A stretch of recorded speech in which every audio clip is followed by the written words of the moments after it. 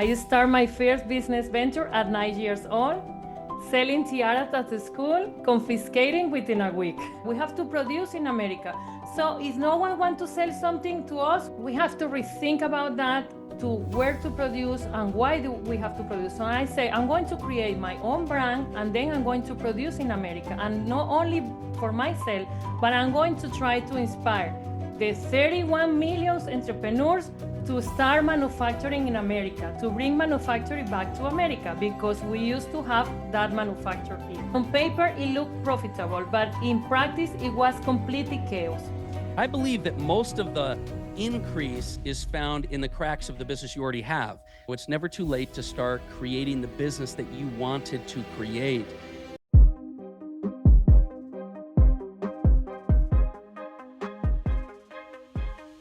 Welcome back to the Daily Mastermind. George Wright III here with your daily dose of inspiration, motivation, and education. And if you're a founder or an entrepreneur or a business owner, you might be feeling some burnout, you might be feeling overwhelmed, but you also might be scaling and growing at a fast pace. Well, we've got some really good stuff for you today. I'm joined by an amazing guest, Onahira Rivas. How are you doing? Hi, very well. I'm so excited to be here. Yeah, it's interesting because I'm glad you're here. It's been a while for two busy entrepreneurs like ourselves to get together, but we're here and we're going to be talking about some amazing stuff, especially for business owners, entrepreneurs, high-level executives. So let me start by giving them a little bit of your background, just so they understand where you come from, because you have so much going on. You're the founder and CEO of Florida's Cotton Clouds, the first women-led factory for U.S.-made cotton products. Global business strategist. You've got a former corporate executive background in pharmaceuticals, but you also, you're a Forbes Business Council member, winner of the Blocks TV competition. So you have like 24 years of experience scaling brands and growing multi-million-dollar ventures. So I think you've got a very, very amazing background, but I love for you to just take a few minutes and help our listeners to hear kind of where you came from, and then what we'll do is kind of bridge into what you're really kind of excited about right now. But your background, like what got you into this? How did you start your company? Give us a little bit of your backstory. Well, I'm going to start for the beginning because my story is just excited. I was a born entrepreneur. I started my first business venture at 9 years old, selling tiaras at the school, confiscating within a week. That was my first business failure. Wow. But that showed me a little of resilience. But well, after that, I have the opportunity to live and do business and study across Asia, Europe, South America, United States. And I have the opportunity also to learn from different, not only, cultures, but also I came from the corporate world where I learned a lot from corporation, how they structure systems, SOPs. Corporations are the ones that have legacy, that even if the CEO is fired today, the company stay there. Well, I hold also an educational background. I hold a bachelor degree in international studies, 3 master degrees in pharmaceutical business, also in foreign trade, and the recently a theological studies. What I learned from my corporate side when I was in Europe, I was doing a lot of marketing campaigns, brand awareness, managing the complex of the regulatory side in Europe, but also in the pharmaceutical. I learned a lot of selling, marketing, and different products. After that, I decided to quit the corporate side, and I decided to start my own business. So that's when I decided to for sure be an entrepreneur. And that's when I start selling my products. I start with just 5 products, and then I scale them from 5 products to 1,000 products. And Wow. then I introduced them to Walmart. That it was a big achievement. I just got 3 Walmart agreements, and it was really a big step for me as an entrepreneur. But I start working from from the day zero that I start to be an entrepreneur. I start using my corporate experience. So I did from my 0 day, just start with systems, a structure, clarity, where I want to go, where I want to be. So that's what I did, and what I was always scaling my own business. You know, And it's interesting. I want to pause you for a second because most people, that's very much my background. Sales, going to corporate, yes, entrepreneur. And that's a really important point I want to note to our audience that gives you this kind of like viewpoint that is why I think you're so successful with what you're doing with business owners right now, because most don't start with sales and marketing. They go straight into business and then they forget because it gets so busy that sales and yes. marketing is so important. So I want to just point that out to individuals that sales and marketing was your foundation. You went into corporate, then you became an entrepreneur, did the work growing from 5 brands to, or 5 products to 1,000, going to Walmart and dealing with that corporate structure. And I just want people to be thinking about that because we're going to circle back. So keep going. Yes, thank you very much for that. No, yes, I think it was a great how I just apply what I learned leading, because I was leading $1 million deals in the pharmaceutical industry. But from day zero, I just applied these systems and everything, SOPs, and I was trying my company, a small company, start with 3 or 4 people, and I just did everything with systems, and I need to have data, KPIs, because that's what is proving yourself. That is the way that I'm going to grow my business. And after selling, I introduced a personal care products where I introduced cotton also, and I was selling a lot. After 3 years of selling, I saw that there was a bigger opportunity. I was selling cotton products, but they didn't have any brand. It was generic brand, but they were selling like crazy, like bread. So I saw that there was a bigger opportunity because United States is a producer of of cotton. Mm-hmm. So I decided to create my own brand and manufacture here in America. Because one of the things that I really was very conscious about uh, for example, I travel a lot to Europe, and I was thinking after COVID, I think it was a real wake up call for Americans, because the shelves were empty, and I got very upset every time that I go to the stores and the shelf is empty. But then I going to travel every year. I'm going to travel. I always go to Europe, and I always see everything, even after COVID recently. I mean, I remember every shelf was full of their local products. And I say, why in America, when we use, because I remember in the 80s, every tag, every cloth tag, it says made in USA. I remember I was a child. And I said, what happened? What happened with the independence that we used to have? Why were we are so dependent on overseas products? When I see in Europe everything, in Spain, in Italy, even the toilet paper was from the Tuscany. Even they are more, they are go there. Local. Yeah. They are very local. And I say, what happened in America? We have to produce in America. So if no one wants to sell something to us, we have to rethink about that, to where to produce and why do we have to produce. So I say, I'm going to create my own brand, and then I'm going to produce in America. And not only for myself, but I'm going to try to inspire the 31 million entrepreneurs to start manufacturing in America, to bring manufacturing back to America, because we used to have that manufacture here. Yeah. So that's how Florida's Cotton Cloud was born. And now we are It's interesting developing. though. I want to kind of make a comment here for the people that are listening. You saw an opportunity. It was driven by your passion, but you applied the sales, the marketing, and the SOPs that you'd learn in the corporate world to go out and do something. And that's a big lift, because I think a lot of people thinking in the manufacturing industry in the US, cotton, like that's just not something that's an easy thing to start. And yet you started it and had some amazing success, which I think is kind of what led you to this passion you have now, right, where you've started to bridge into helping more entrepreneurs. She had a passion for entrepreneurs doing things in the US, and now you're Yes. even continuing that passion into helping entrepreneurs themselves, right?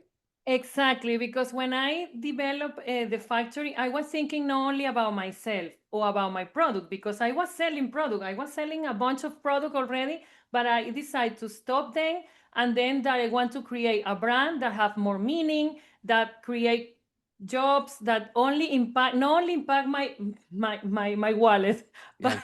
but but impact the communities, the people and the American, because I receive a lot from Americans, so we're supposed to work also for the American people.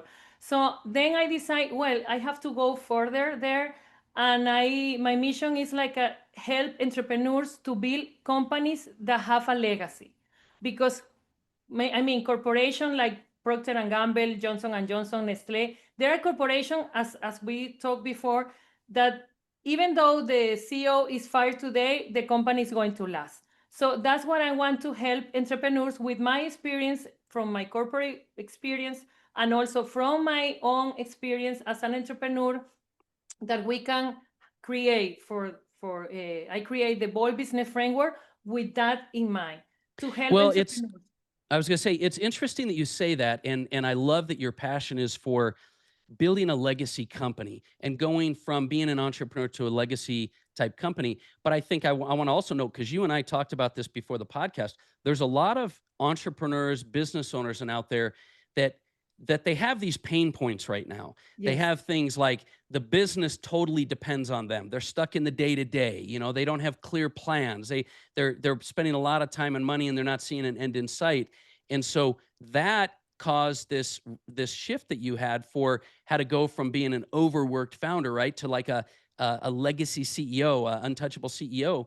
And so you built what you just said, right? Was the founder? Tell me about the framework that you created. Yes. I created the Bold Business Framework with the to start with the 6 and 7 figure business owners, because they already have attraction, they already have proven their businesses. But sometimes many entrepreneurs just get so involved that they forgot totally why they start the business. So, Mm, and because they are in the daily operation and they don't even have more the vision that they're supposed to have, because maybe if you start a company of natural products, but where I want to go with that company? Do I want to sell in 5 years, in 10 years? Do I want to become the biggest brand in the United States? Do I want to manufacture them here? What is the main vision? So if you have a structure from the vision to the end, you will see, and we create the roadmap to give you the opportunity to have that company and that legacy that will last. But you have to build, for example, with us, with the structure, with system. And this is not just because I have seen in the social media lately that, you know, the scam of overnight success. I'm not going to promise that tomorrow you will have millions already there, because that's not true. That's just proof of. That's it. That's not true. So I'm going to work. This is my program. Is I'm launching this today. I have been already worked with private clients already in different areas. We have a client, a dealership clients, a biotech company, a real estate, but we have been working for the last year with private clients. But we decide to launch the framework publicly today, because we have a lot of great result for those other entrepreneurs. yeah, Because that's the issue, that when you start a company and then you forget what you started the first time, and it wasn't for you to be an employee, because yeah, then you just transform in your own a self-employed, and yeah, that's it. And the most difficult part is not just to become an entrepreneur or start your business. That's the easy part. The difficult part is to transform your company, your entrepreneurial journey until real enterprise. That's the yeah. difficult. I think you're right. I think, and I want to get into the framework in the little bit of time we have. But one of the things you just said was so important, because I think that most entrepreneurs, business owners, idea makers, they start this journey, and they follow something that, like you said, originally they have this reason, this why, this passion for, but then they start doing business and they get overworked and they get overloaded and they start to have to learn, and then they forget what they're doing it for, Yeah. and they get to a point, that's usually when they're, a 6 7 figure business owner, that they just hit a block, and they Yes. are not, they forget why they're doing it, they don't have the systems to move forward. And so you're saying you're taking your background, your SOPs, your experience, and you've put this framework together to help them push past that. So let's talk about that framework for a minute. What is the framework? When you say framework for a bold business, what do you mean by that? Okay, the World Business Framework is a 4-month program for these entrepreneurs, these businesses, as you say, that they are surviving because they are doing a lot of stuff. They don't want to get outside. And this program will transform your business into a machine that multiply your profits and give you the time that you need. And we are focused in 4 major areas: sales and marketing.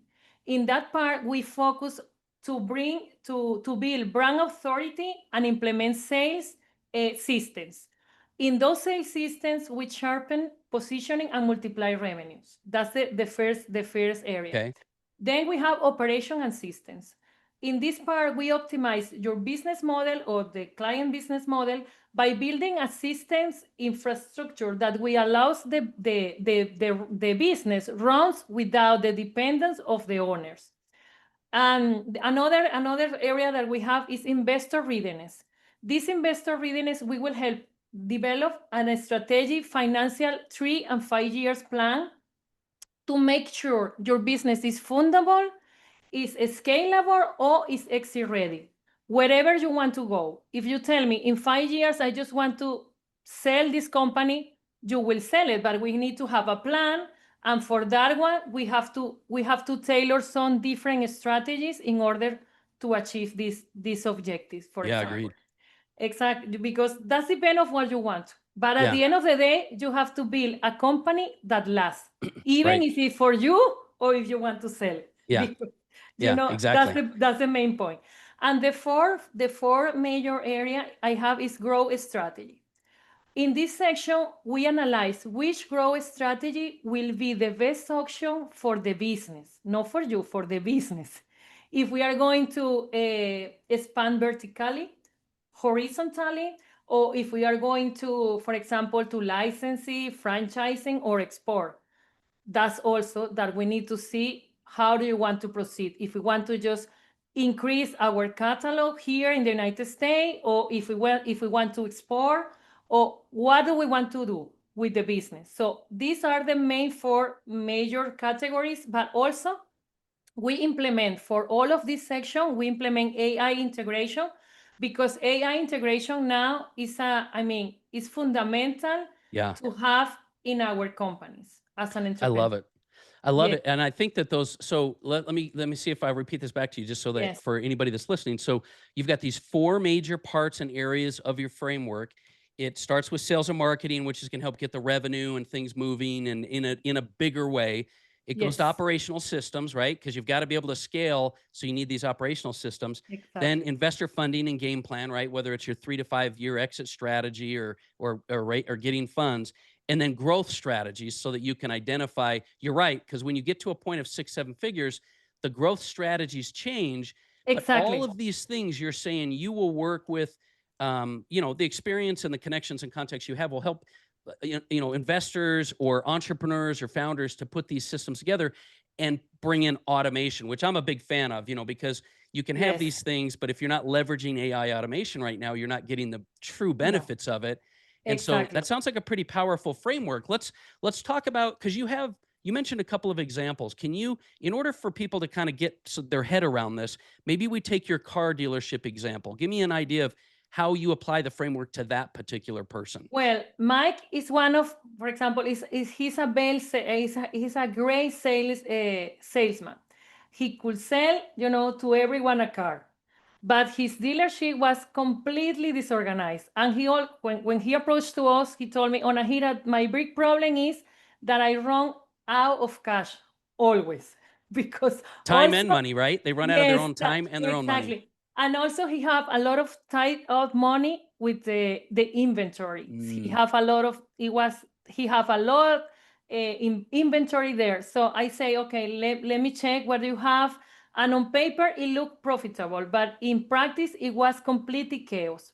So we implement for him. We implement the dealer stock is a CRM for his dealership to capture every lead and track every mm. interaction that he has, because he have like a notes. He still have notes on paper. So because he is from the old school, he has Hey, great sales, salesman. Okay, me too. I use the paper, We but do. also, But you got to have the systems too, right? I but got you it. I have got to it. exactly, because then your mind is going to forget about Yeah. whatever. So, and then we recommend an AI driven follow-up system that send personalized texts and emails automatically. On the financial side, we implement them in QuickBooks Advanced tool for cash flow. So he can check when was the time to purchase more inventory, or when he have to go to the auction cars, for example. And the other thing that we have for him, I remember, I think I have here, is Cox Auto AI. We optimize that one. It was a system that introduced for track inventory and pricing. So he will check the pricing and also to track their inventory. So with 19 days of the program, his cash flow is stabilized, and his sales, of course, his sales team have the opportunity to have more follow up, and he increased from 55% to 92% in the follow up rate, because Wow. he didn't have big. Sometimes you think, no, I'm not going to do the SMS because people, that's very old, but that's not true. We still people that like the SMS, Yeah. because Well, not only that, but Onahira, you hit something really strange, and I believe to most people they would feel that way, but I believe that most of the increase is found in the cracks of the business you already have. So he had all this opportunity. It's not like, of course, you help him to get more revenue and more leads, but he wasn't even really optimizing what he had, right? And so that was a no huge even point. follow-ups and interaction. When someone came to the car, maybe you can say, okay, I'm going to give you 30% less for the car. Yeah. And then you have the opportunity to sell it. And the other thing that improved for him was his cash flow, and also the turn the he decreased for 22 days the inventory, because the money was Yeah. stuck there Yeah. in the cars. So I think that was a great It's a great result example. for Mike. And also he told me, I can barely sleep because I have the problem for the cash flow, because he was seeing profit, but the problem, he didn't know where the money were. Mm. So that's chaos, and that's disorganized. There's a state in your bit. So when you get, and I've seen this happen over and over and over and over. I've built, I've done over $1 billion in sales with my clients. I've seen the businesses grow and hit that point. And what happens is it's not just an overwhelm. It's that, like you just said, where do you start? There's systems, there's funding needed, there's sales Yes, and marketing needed. And so when someone comes in, that's why I always recommend not so much consults or consulting, but experts like mentoring, like you're talking about people that have done it, right? You've built yes, and scaled businesses through like Walmart and some of these others, because you don't know what you don't know, and you don't know exactly, where to start for a reason. Your business, your mind, your expertise can only take you as far as your expertise can take you, and to get exactly, and when you're a new entrepreneur, you can just experiment and you can do more. But when you get to 6, 7 figures, it's time you got to bring in people that have gotten it to 8, 9 figures, or else it's difficult, right?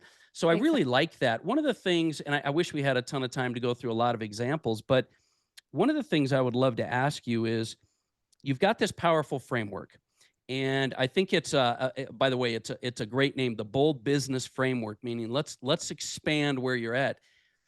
And you've got a system and you've got a process and you've had a lot of experience and success with it.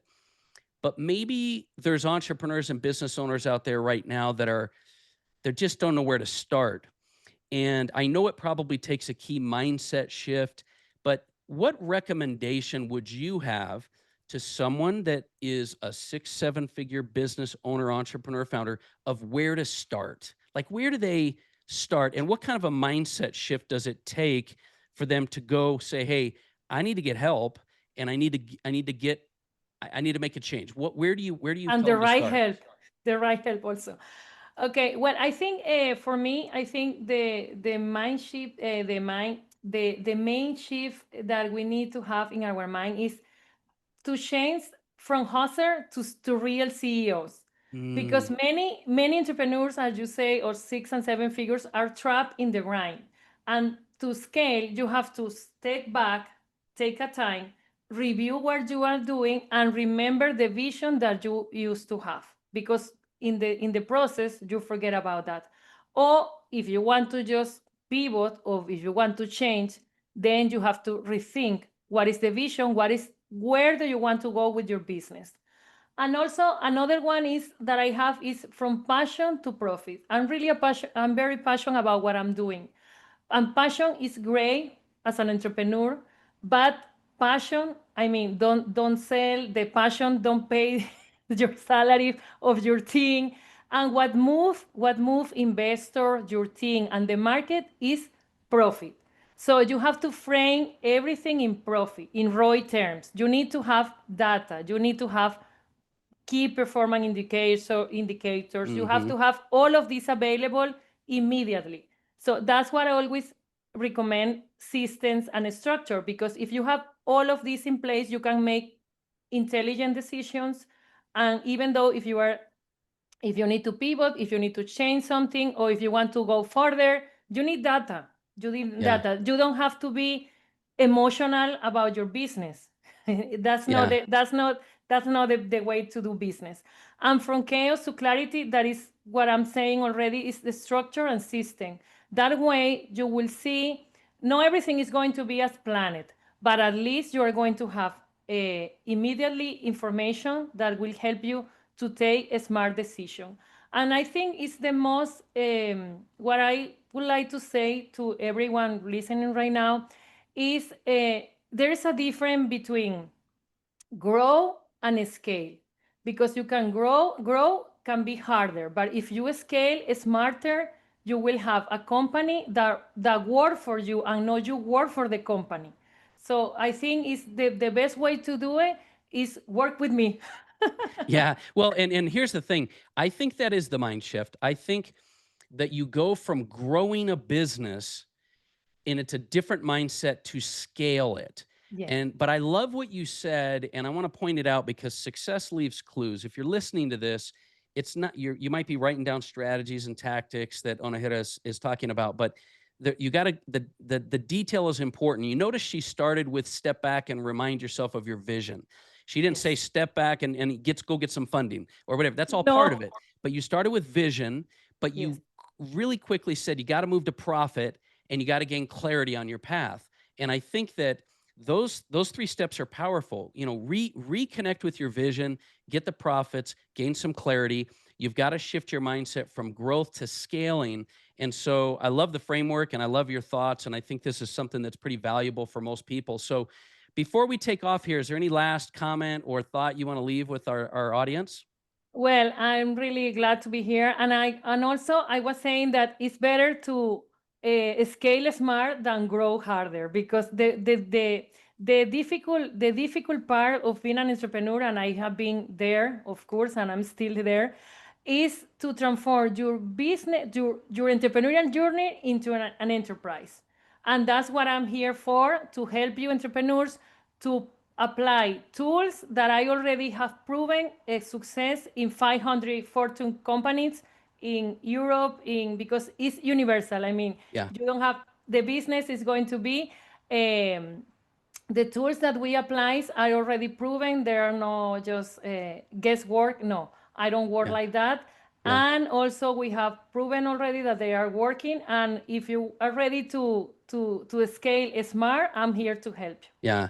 Well, and I'll do listen, if you're listening to this, I'll put some links in the show notes. You can go directly to the Bold Business Framework, and you can also check out her links and social media. And I really I appreciate you being here with us today, by the way. Thank you. But if you're Thank you. listening to this, I want to remind you that no matter where you're at, whether you're experiencing massive growth or whether you're hitting a roadblock or whether you're struggling, it's never too late to start creating the business that you wanted to create. And you're in a different place now. It just takes starting and making Yes. the decision and making the steps moving forward. So thank you so much for being with us here today. I hope you've learned something and grown. Do me a favor and share this show. Check out the show notes. And I'll look forward to talking with you soon. Once again, this is George Wright III. This has been the Daily Mastermind. Have a great day.